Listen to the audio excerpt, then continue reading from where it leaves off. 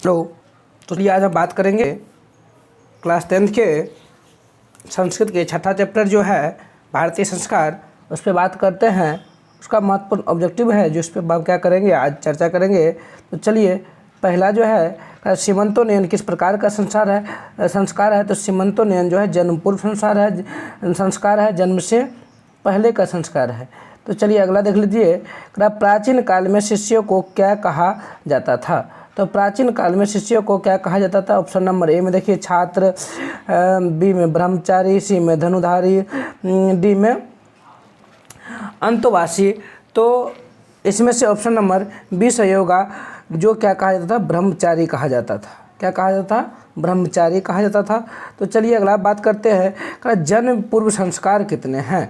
देख लीजिए option A में है षड यानी 6, ऑप्शन बी में पंच यानी 5, ऑप्शन सी में एक यानी 1, ऑप्शन डी में त्रिह यानी 3। तो कौन होगा बोलिए। तो ऑप्शन नंबर डी संस्कार जो होगा वह 3 होगा। कितना होगा, 3, जन्म से पूर्व।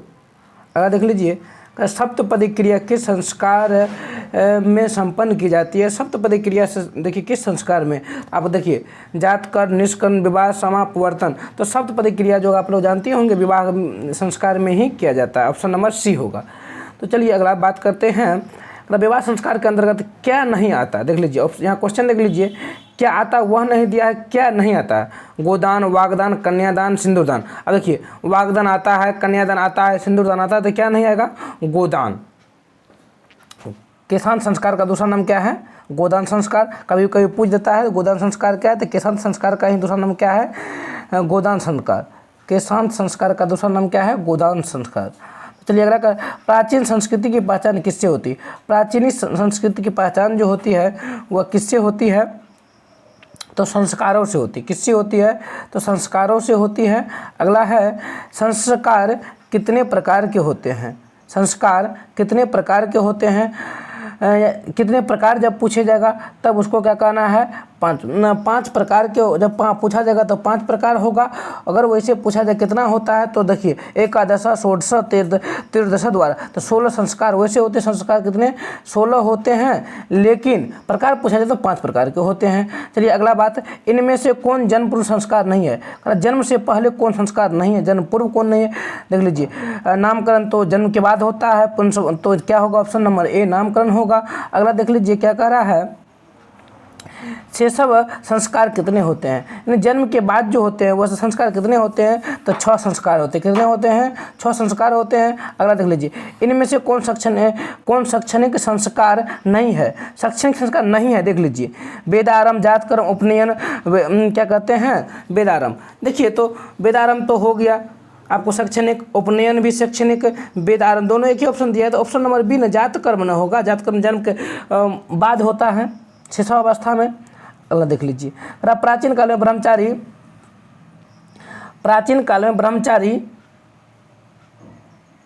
वेदारंभ कहाँ करते थे, तो कहाँ करते थे, गुरु के घर में करते थे। चलिए अगला है किसान संस्कार में शिष्य का प्रथम छोड़कर्म कहाँ होता था। किसान संस्कार में जो है किसान संस्कार में शिष्य का प्रथम छोड़कर्म कहाँ होता था, तो गुरु के घर में होता है।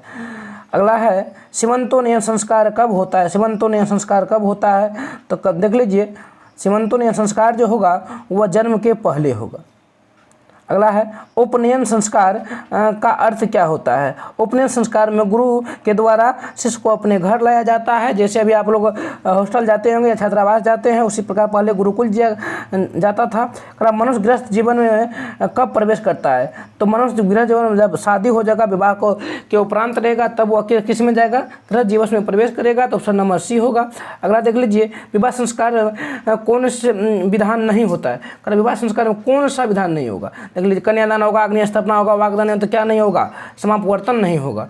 चलिए अगला देख लीजिए शिक्षा समाप्ति के पश्चात गुरु शिष्य को कहाँ भेजते हैं, तो शिक्षा प्राप्ति के बाद गुरु और शिष्य को अपने घर भेजते हैं। चलिए अगला है अक्षर आरंभ किस प्रकार के संस्कार है, तो शैक्षणिक संस्कार या शिक्षा संस्कार में आएगा। अगला देख लीजिए गृहस्थ जीवन का एकमात्र संस्कार वह है, तो विवाह संस्कार है। कौन है, विवाह संस्कार है।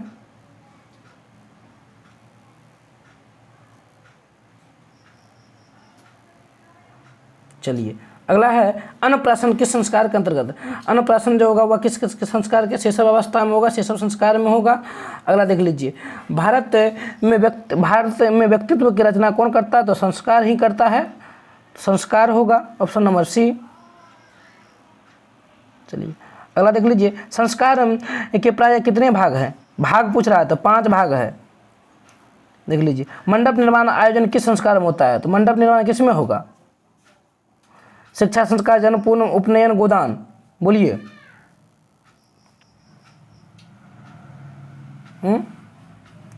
देख लीजिए, शिक्षा संस्कार, जन्म पूर्व संस्कार, उपनयन संस्कार या गोदान संस्कार।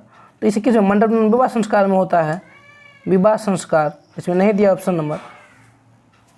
या क्या कहते हैं, उपनयन संस्कार में होगा, मुंडन उन्डन जब होता है तब उसमें ऑप्शन नंबर सी दिया हुआ है, इसमें ऑप्शन नंबर सी दिया है। चलिए बात कर, आज इतना ही, नेक्स्ट वीडियो में बात करेंगे